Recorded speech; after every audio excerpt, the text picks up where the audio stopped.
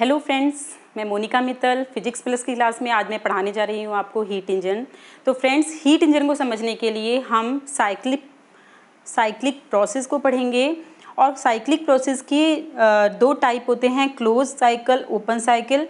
फिर देन हम स्टडी करेंगे what is non cyclic process, और फिर इसके बाद हम एक्सप्लेन करेंगे कि हीट इंजन क्या होता है और उसकी एफिशिएंसी क्या होता है। एक्चुअली हीट इंजन को समझने के लिए साइक्लिक प्रोसेस को समझना बहुत ज़रूरी है, क्योंकि तभी इसको एक्सप्लेन कर पाएंगे। तो स्टार्ट करते हैं साइक्लिक प्रोसेस से।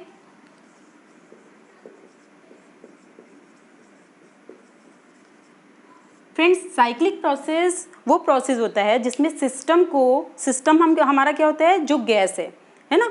तो जो सिस्टम है उसके ऊपर हम अगर बहुत सारी थर्मोडायनेमिक प्रोसेस करते हैं किसी भी टाइप के, चाहे वो आइसोबैरिक हो, आइसोकोरिक हो, आइसोथर्मल हो या एडियाबैटिक हो, हम different type of thermodynamic process करते हैं और सिस्टम की इनिशियल स्टेट से वापस चेंज करते करते उसकी स्टेट और वापस इनिशियल स्टेट में ही ले आते हैं। तो इस तरह का जो प्रोसेस होता है वो साइक्लिक प्रोसेस होता है। ठीक है, इसको हम इंडिकेटर डायग्राम पे अच्छे से समझते हैं। ये इंडिकेटर डायग्राम है फ्रेंड्स, इसमें ये P axis and Y axis. Indicator diagram P और V के बीच में ग्राफ होता है और ये हमें सब्सटेंस कितना वर्क कर रहा है उसकी वैल्यू बताता है। तो इंडिकेटर डायग्राम पे हमने किसी भी सिस्टम जो भी लिया है आपने, उसकी इनिशियल कंडीशन बताई है P और V। ओके, P1 V1 इसकी इनिशियल स्टेट है। स्टेट वेरिएबल, किसी भी सिस्टम का स्टेट कैसे पता चलती है, प्रेशर, वॉल्यूम और टेम्परेचर से उसके। ठीक है, तो हमारी इनिशियली वैल्यू है P1 V1 एंड T1। तो आपने इस सिस्टम के ऊपर थर्मोडायनेमिक प्रोसेस की है। अब मान रहे हैं कि हम आइसोथर्मली इसके ऊपर हम ऑपरेशन कर रहे हैं और क्वैसी स्टैटिक प्रोसेस में हम इसको एक्सपेंड कर रहे हैं। तो एक्सपेंड करेंगे तो प्रेशर कम हो जाएगा और वॉल्यूम इंक्रीज हो जाएगा। देखिए, ये आपका एक कर्व बना है। ये कर्व किसी भी तरीके से जा सकता है। आप अगर आइसोथर्मली एक्सपेंड कर रहे हैं और finally P2 V2 and T हो गई है वैल्यू, तो देखिए यहाँ पे हमने क्वैसी स्टैटिकली इन सबको चेंज किया है। क्वैसी स्टैटिक आपने पिछली अगर मेरी वीडियो देखी होगी, उसमें रिवर्सेबल इरिवर्सेबल प्रोसेस मैंने समझाया हुआ है, वो लेक्चर नंबर 11 है। उसमें मैंने फिर से एक्सप्लेन किया है कि क्वैसी स्टैटिक प्रोसेस क्या होता है, जो प्रोसेस बहुत स्लो रेट पे होता है जिससे कि चेंज ना हो इंटरमीडिएट स्टेप। ठीक है, तो आपने क्या किया है, सिस्टम को इनिशियल स्टेट से थर्मोडायनेमिक प्रोसेस लगाकर किसी स्टेट तक ले गए हैं और वापस इनिशियल स्टेट में ले आए हैं। ठीक है, यहाँ से हम एक्सपेंड किया है हमने गैस को और फिर कंप्रेस किया है और फाइनल वही इनिशियल स्टेट आ चुकी है सिस्टम की, जो कि जब सिस्टम को वर्क करना शुरू किया था। तो पूरा एक कंप्लीट साइकिल हो गया है। ये साइकिल जरूरी नहीं है कि इसी शेप में हो, आपका साइकिल इस तरीके से भी हो सकता है। इसमें जो हमने प्रोसेस किए हैं ये आइसोबैरिक प्रोसेस है जिसमें प्रेशर कांस्टेंट है, वॉल्यूम कांस्टेंट है। तब आपका ये आइसोकोरिक प्रोसेस, फिर से प्रेशर कांस्टेंट है, फिर से आइसोबैरिक एंड देन आइसोकोरिक। तो आपको नंबर ऑफ प्रोसेस लगाने हैं थर्मोडायनेमिक प्रोसेस और फाइनली वापस इसी इनिशियल स्टेट पे आना है। तो इस तरह के प्रोसेस को साइक्लिक प्रोसेस बोलते हैं। मेरे ख्याल से क्लियर हो गया होगा। और साइक्लिक प्रोसेस दो तरह के होते हैं फ्रेंड्स, एक तो क्लोज साइकिल होता है, एक ओपन साइकिल। देखिए, क्लोज साइकिल किसे कहते हैं, जैसे मैंने ये आपको समझाया, इनिशियल स्टेट से शुरू किया है, थर्मोडायनेमिक प्रोसेस लगाए हैं और धीरे धीरे चेंज करके वापस इनिशियल कंडीशन में आ गया है सिस्टम। तो इस तरह की प्रोसेस को क्लोज साइकिल बोलते हैं। ओपन साइकिल किसको बोलते हैं कि अगर आपने PV इंडिकेटर डायग्राम में ही इसको समझते हैं हम, अगर आपने सिस्टम को इनिशियली स्टार्ट किया है P, V एंड T से और एक्सपेंड किया है और ये आपकी फाइनल पोजीशन आ गई है, उसके बाद आपने इसको दोबारा से रिट्रेस कर दिया। ठीक है, तो एक किसी भी तरह का लूप नहीं बन रहा है। ठीक है, सिस्टम में किसी भी तरह का लूप नहीं बन रहा है। तो इस तरह के प्रोसेस को बोलते हैं ओपन साइकिल। ठीक है, ये साइकिल तो कंप्लीट हुई, सिस्टम इनिशियल स्टेट से चला, फाइनल तक पहुंचा और वापस इनिशियल स्टेट में आ चुका है। तो साइकिल तो हुआ, लेकिन ये साइकिल जो है ये क्लोज साइकिल है। ठीक है, ओपन साइकिल है। तो ये आपके क्लोज साइकिल हैं और ये ओपन साइकिल है। अब इसमें देखिए, ये वाले प्रोसेस में हमने इस वाली प्रोसेस की बात करें ओपन साइकिल की, तो इसमें जैसे हमने सिस्टम को फाइनल स्टेट तक लेके गए, उसके बाद हम इसको वापस उसी से लेके आ रहे हैं, यानी रिट्रेस कर रहे हैं हम बैकवर्ड डायरेक्शन में, तो इस तरह के प्रोसेस को बोलते हैं रिवर्सेबल प्रोसेस। आपको मैंने पिछले लेक्चर में अच्छे से समझाया था। तो ये रिवर्सेबल प्रोसेस एक तरह से ओपन साइकिल ही है, ठीक है। और अगर आप इसकी बात करें क्लोज साइकिल की, तो इसमें आपने यहाँ से यहाँ पहुँचाया और सिस्टम थर्मोडायनेमिक इक्विलिब्रियम में नहीं रहा है। किसी भी स्टेज में आपने कोई भी कंडीशन इस तरह की नहीं लगाई है। बस आपका मेन मोटो क्या है कि जैसी कंडीशन से आपने सिस्टम को स्टार्ट किया था, फाइनली उसी कंडीशन में आ जाए। पाथ का आपने ध्यान नहीं रखा है, किसी भी पाथ से गया है एक्सपेंड होके, किसी भी पाथ से वापस आया है। तो ये एक्सपेंड होके इस पाथ से गया और इससे आ गया, और एक यहाँ से यहाँ तक लूप बन गया है, या यहाँ पे एक लूप बन गया है, या आपका सर्कल भी हो सकता है। इस तरीके से भी बना सकते हैं। इस तरह से प्रोसेस किया, यहाँ से शुरू किया और ऐसे डिटेल्स होके वापस आ गए हैं। तो इस तरह के प्रोसेस आपके क्लोज साइकिल प्रोसेस कहलाते हैं। तो आपको अच्छे से क्लियर हो गया साइक्लिक प्रोसेस क्या है। इनिशियल से वापस थर्मोडायनेमिक प्रोसेस के थ्रू इनिशियल पे आना है। तो अगर एक लूप जनरेट होता है तो ये आपका साइक्लिक प्रोसेस हुआ क्लोज, और अगर आपका लूप जनरेट नहीं हो रहा है तो ये हो गया ओपन साइकिल, ठीक है फ्रेंड्स। तो अगर इसको कह रहे हैं रिवर्सेबल प्रोसेस, तो ये आपके इरिवर्सिबल प्रोसेस हैं। क्यों है इरिवर्सिबल प्रोसेस? क्योंकि इरिवर्सिबल प्रोसेस में कभी भी सब्सटेंस अपनी वापस इनिशियल स्टेट में तो जरूर आता है, लेकिन जितने अमाउंट ऑफ हीट ले रहा है उतने अमाउंट ऑफ वर्क डन नहीं करता है। थोड़ा सा अमाउंट ऑफ हीट को एजिट कर देता है, यानी निकाल देता है अपने अंदर से। तो इस चीज़ को हम हीट इंजन में समझेंगे। तो ये आपका इरिवर्सिबल प्रोसेस है जिसमें कहीं भी सिस्टम थर्मोडायनेमिक इक्विलिब्रियम में नहीं रहा है। तो अब हम इन दोनों के बीच का डिफरेंस भी एक बार देख लेते हैं। तो साइक्लिक प्रोसेस जो होता है उसमें केमिकल रिएक्शंस हो सकती हैं, अलाउड है कि केमिकल रिएक्शन हो, लेकिन आपने पिछला लेक्चर ध्यान से सुना हो तो रिवर्सिबल प्रोसेस में केमिकल रिएक्शन अलाउड नहीं है, क्योंकि पूरे होल प्रोसेस में, रिवर्सिबल के पूरे प्रोसेस में हर तरह का थर्मोडायनेमिक इक्विलिब्रियम बना रहना चाहिए, यानी मैकेनिकल, केमिकल और थर्मल इक्विलिब्रियम बना रहना चाहिए। और इसमें कोई भी ऐसी लिमिटेशन नहीं है कि बना रहे। लेकिन हाँ, दोनों प्रोसेस क्वासीस्टेटिक प्रोसेस हैं, ठीक है। ये आप रियलाइज़ करते हो डेली लाइफ में, इसको रियलाइज़ नहीं कर सकते क्योंकि परफेक्ट रिवर्सिबल प्रोसेस पॉसिबल नहीं होता है। ये एक अजम्पशन है, लेकिन इरिवर्सिबिलिटी एक रूल है और इसके थ्रू ही आप वर्क डन निकाल सकते हो। जितना इस लूप का एरिया, जितना इसके अंदर है, उससे आप निकाल सकते हो कि सिस्टम ने कितना वर्क डन किया है या इंजन ने कितना वर्क डन किया है। तो फर्स्ट आपको पता चल गया कि दोनों में थर्मोडायनेमिक इक्विलिब्रियम का डिफरेंस। सेकेंडली, ये वाला सिस्टम रिवर्सिबल है और ये वाला साइकिल इरिवर्सिबल है।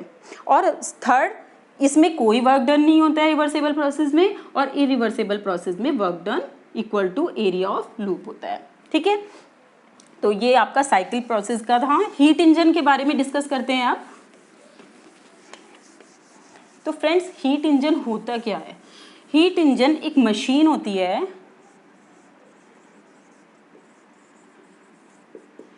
हीट इंजन एक मशीन है जो कि हीट को वर्क में कन्वर्ट करती है। लेकिन ये याद रखना है कि जितनी हीट वो लेती है सोर्स से, उस पूरी को वर्क में चेंज नहीं कर सकती है। थोड़ा सा अमाउंट, चाहे वो डेसिपेटिव फोर्स के थ्रू या फ्रिक्शन, कोई भी डेसिपेटिव फोर्स हो, विस्कोसिटी है, रेजिस्टेंस है, इनके थ्रू थोड़ा हीट का लॉस कर देती है जब वो वर्क डन में चेंज कर रही होती है। तो इसीलिए जितने अमाउंट का हीट लेती है उसमें से कुछ अमाउंट को वर्क डन में चेंज करके बाकी के अमाउंट को वो छोड़ देती है एटमॉस्फेयर में या फिर किसी सिंक में। तो उसको हम कहते हैं हीट इंजन। तो heat engine is a machine which convert heat energy into work. Okay, इतना क्लियर है? तो हीट इंजन जो है वो आपके 2-3 तरह के होते हैं, जैसे ऑटो इंजन है, डीजल इंजन है या फिर स्टीम इंजन है। ऑटो इंजन में क्या होता है कि आप वर्किंग सब्सटेंस, एयर और गैसेस, मिक्सिंग ऑफ गैसेस, इस तरह का कोई वर्किंग सब्सटेंस लेते हैं। अभी इसको पॉज करके पहले मैं बताती हूँ आपको कि हीट इंजन की वर्किंग कैसे होती है। हीट इंजन के लिए एक सोर्स होता है, पहले आप देख लीजिए, समझ लीजिए, अभी आपको समझ आ जाएगा।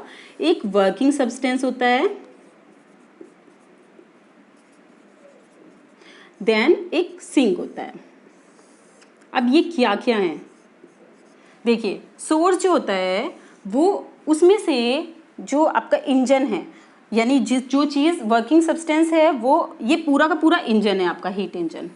वर्किंग सब्सटेंस कुछ भी हो सकता है, मान लिया वाटर वेपर है, ओके। वाटर वेपर क्या, वाटर सोर्स से हीट ले रहा है, बॉयल हो रहा है, वाटर वेपर बन रहा है। वाटर वेपर से क्या, वाटर वेपर आपका वर्किंग सब्सटेंस है, वो हीट को वर्क में कन्वर्ट करी है। यानी कि अगर आपने इस तरह का इंजन लिया है जिससे वाटर वेपर से कुछ चीज़ पुश हो रही है, तो यानी वर्क मैकेनिकल वर्क में कन्वर्ट हो रहा है ना, और उसके बाद जब वो वर्क करती है तो थोड़ी सी हीट, इंजन गर्म हो जाता है, थोड़ी सी हीट वो रिजेक्ट कर देती है, तो ये हीट यहाँ चली जाती है। मान लिया आपने जितना भी फ्यूल बर्न किया है वो सोर्स है, सोर्स से Q1 अमाउंट ऑफ हीट ये ले रहा है वर्किंग सब्सटेंस, उसके बाद W अमाउंट ऑफ वर्क हमें दे रहा है और साथ में Q2 अमाउंट ऑफ हीट छोड़ रहा है, तो ये सिंक में जा रही है।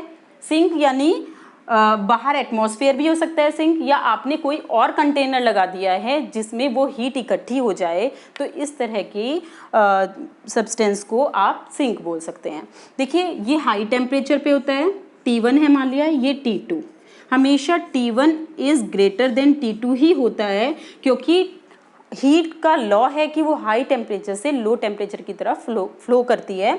ऐसा कभी नहीं होता कि हीट T2 से लो टेम्परेचर से हाई टेम्परेचर की तरफ फ्लो करने लगे। तो क्योंकि टेम्परेचर का डिफरेंस है और सोर्स हाई टेम्परेचर पे है, तो यहाँ से हीट जाएगी, वर्क करेगी, और थोड़ी सी हीट जो बचेगी वो Q2 में चेंज होके सिंक में, Q2 है वो सिंक में चली जाएगी, क्योंकि कंप्लीट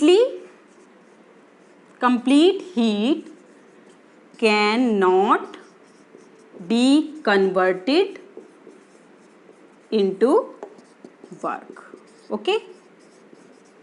तो हीट इंजन में 3 तरह के आपके प्रोसेस होते हैं, सोर्स से हीट का निकलना, उसका वर्क में चेंज होना वर्किंग सब्सटेंस के थ्रू, और बाद में जो बची हुई हीट है उसका सिंक में जाना। तो अब हम हीट इंजन समझ गए हैं, तो हीट इंजन के बारे में एक्चुअली आप नेक्स्ट लेक्चर में भी बहुत अच्छे से समझेंगे। इसके एग्जांपल मैं बता देती हूँ हीट इंजन का। ऑटो इंजन, देखिए इसका जो प्रोसेस थर्मोडायनेमिक प्रोसेस है कि ये कांस्टेंट वॉल्यूम पे काम करता है, ठीक है। कांस्टेंट वॉल्यूम वाला प्रोसेस क्या होता है थर्मोडायनेमिक प्रोसेस, आइसोकोरिक प्रोसेस के बेस पे काम करता है। सेकेंड एग्जांपल है डीजल इंजन, ठीक है फ्रेंड्स। डीजल इंजन का जो कॉन्सेप्ट होता है कि ये कांस्टेंट प्रेशर पर काम करता है। कांस्टेंट प्रेशर को क्या कहते हैं, आइसोबैरिक प्रोसेस, ओके। और नंबर 3 जो है वो आपका मान लिया स्टीम इंजन है। स्टीम इंजन भी आपने देखा है ना, ये पड़ता है आइसोथर्मल प्रोसेस में। आइसोथर्मल प्रोसेस में क्या होता है, टेम्परेचर कांस्टेंट रहता है। तो फ्रेंड्स इस तरह से अलग अलग हीट इंजन होते हैं और इनके वर्किंग सब्सटेंस भी डिफरेंट हो सकते हैं, इनके थर्मोडायनेमिक प्रोसेस भी डिफरेंट हो सकते हैं, और ये साइकिल में ही काम करते हैं। इनिशियल स्टेट से स्टार्ट किया, फिर उसके बाद थर्मोडायनेमिक प्रोसेस ये लगा, ठीक है। वर्किंग सब्सटेंस ऑटो इंजन का मान लिया, वैसे मान लिया नहीं, एयर प्लस गैसेज होता है, ओके। और डीजल के में तो डीजल ही होगा,